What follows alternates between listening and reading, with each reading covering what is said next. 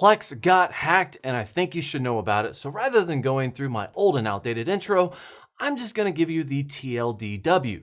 Too long, didn't watch. Plex got hacked and you should log in to your Plex account and reset your password right meow. Yeah, that's right, I said meow because I'm old and meow is still hilarious. Okay, fast intro.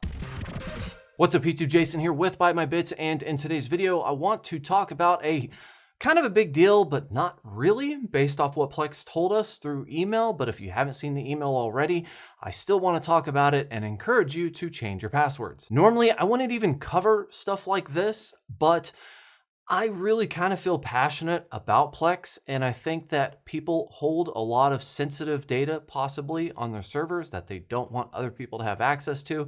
And if by any chance, somebody gains access to your Plex server on an administrative capacity, they could possibly have the chance to do a lot of damage. One of the great things about Plex is that you are able to remotely manage your server, and that is going to include completely deleting all of your media. Yes, it would probably take a while, but I mean, if you're hacking Plex at this point, you could probably figure out a way to do it quickly. So that is the main reason why I wanted to make today's video. I'm going to read most of the email, but what I would recommend doing just for yourself, go to your email, check it out, read through it, and immediately change your password. So if that's all the information you want, video's over. Thank you for watching, like, subscribe below, and have yourself a nice day. But if you want to stay, for the email read and my opinions on it, here we go. Bear in mind that I got this email last night or this morning at 1 o'clock in the morning. And there's just a couple things about this that really stood out that I wanted to take an opportunity to talk about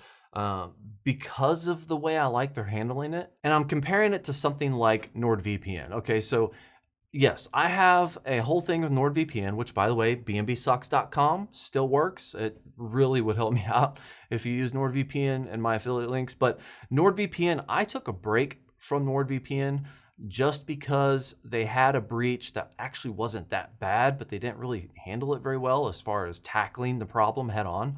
So I use that as kind of like a bad example of a way to handle something where they could have easily gotten ahead of it and they could have just said, hey, yeah, this happened. This is what we're doing, you know, whatever. I still to this day use NordVPN on multiple computers, especially my server running things that are automated, right? So I still use NordVPN. I made a video about how to get everything connected. So, you know, I haven't lost confidence in it. It's just, it made me take a pause from the whole situation for a while. So I really do like the way Plex handled this, and let me tell you why. So at 1 o'clock in the morning, they said, dear Plex user, we want you to be aware of an incident involving your Plex account information yesterday. So if this is 1 o'clock in the morning, which is still today, it happened yesterday.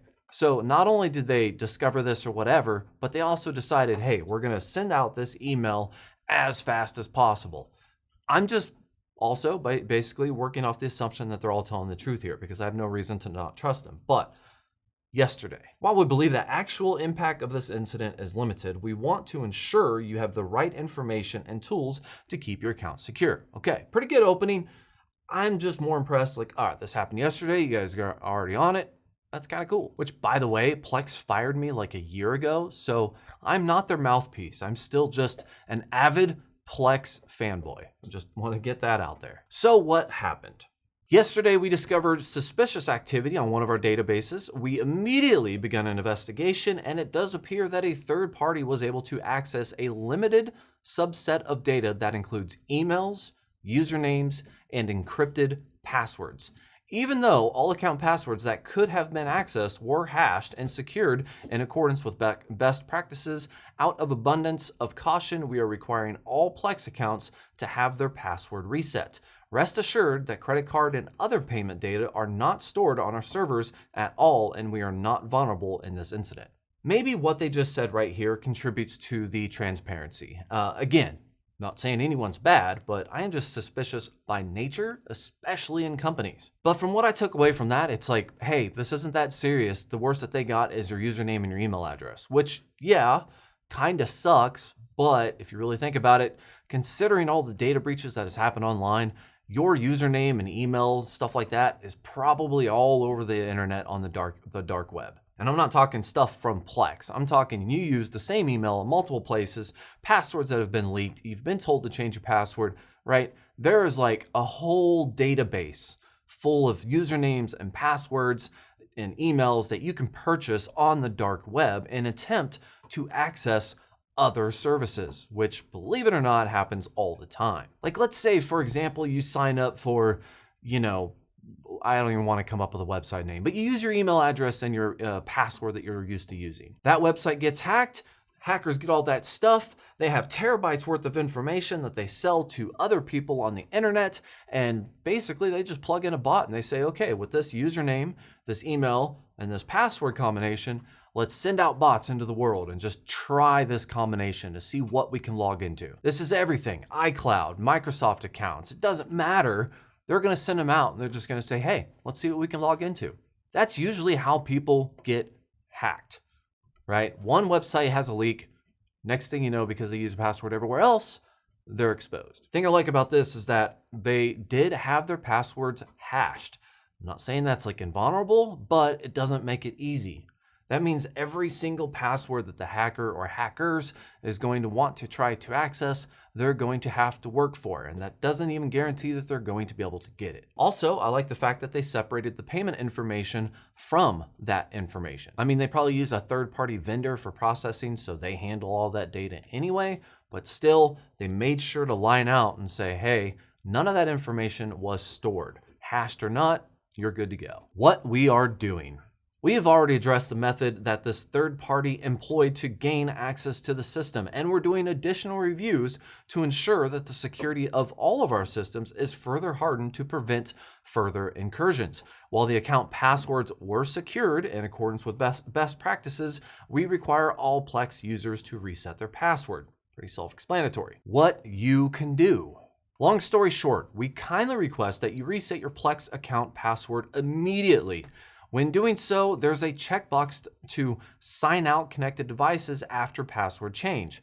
This will additionally sign out of all of your devices, including any Plex servers you own, and require you to sign back in with your new password. This is a headache, but we recommend doing so for increased security. We have created a support article for a step-by-step instructions on how to reset your passwords here. We'd also like to remind you that no one at Plex will ever reach out to you and ask for a password or credit card number over email. For further account protection, we also recommend enabling two-factor authentication on your Plex account if you haven't already done so. Lastly, we sincerely apologize for any inconvenience the situation may cause. We take pride in our security system and want to assure you that we are doing everything we can to swiftly remedy this incident and prevent future incidents from occurring. We are all too aware that third parties will continue to attempt to infiltrate IT infrastructures around the world, and rest assured, we at Plex will never be complacent in hardening our security and defenses. At the end of the email, they say for step-by-step instructions on how to reset your password, click this link. I got a couple comments on this. One, I think one of the things I like about Plex really is that their email, it feels more human, right? It feels less written by a lawyer and more written by somebody who actually is just a human. And yes, I am separating lawyers from humans, okay? My recent dealings, but that's just a side note. The second thing I want to say is actually very generic, and it's something that I tell a lot of people that are not very computer savvy that I think is a good practice for everybody. If you go and read this email and they talk about clicking here, links here, articles here, etc., especially emails like this talking about a hack that's already been done, never click links in an email. I'm just going to say it. For me getting this email, the first thing I did was go to the Plex website directly. Did not click an email, did not do anything from this email. I went to the Plex website directly and followed instructions. This is a golden rule, even though I have the capacity to verify within reasonable doubt that this email is authentic from Plex. That does not mean that I can relay that capacity to friends and family members and people I know to tell them how to figure out what a phishing email looks like. Because phishing emails happen all the time. You'll get things like, your order was placed with Amazon, click here to verify or cancel. Your password has been reset, click here if this wasn't you. I mean, phishing emails are seriously a major issue and are really kind of the reason why most people get hacked, because they get tricked into clicking on a link, they go to a website, it looks like the website they're looking for, they blindly type in their information, it gets forwarded to the real website and it says, no, you got to log in again, and they're like, what the heck? And they try the same thing and then it works. And then they never know that they literally just gave their information to a hacker. So my advice for you and everybody everybody I know, is never click on a link from an email. But either way, the point of today's video is that yes, there was a breach at PLEX.